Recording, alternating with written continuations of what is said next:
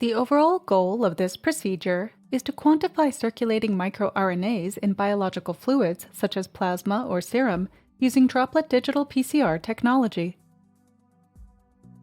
The method can help answer questions in the biomarker field by identifying a diagnostic and prognostic biomarker in cancer.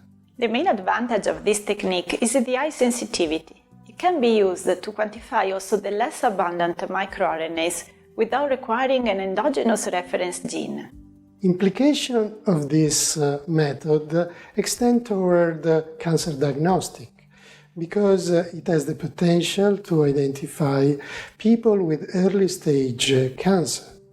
It can also be applied to other diseases such as immunological or cardiac disorders. Generally, individuals need to pay attention to the manipulation of droplets before thermal cycling step to avoid their disruption. Hence, a visual demonstration of the droplet generation is critical because the droplets can be destroyed by a careless manipulation or a too fast pipetting.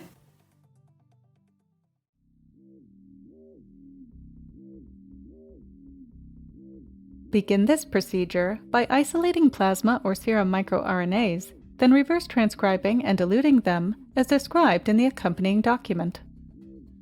Remove the EVA Green MasterMix microRNA primer set and cDNA from the freezer and allow them to thaw at room temperature. After it has thawed, invert the MasterMix tube several times and then spin down all of the reagents. Prepare a Droplet digital or DD PCR mix working solution according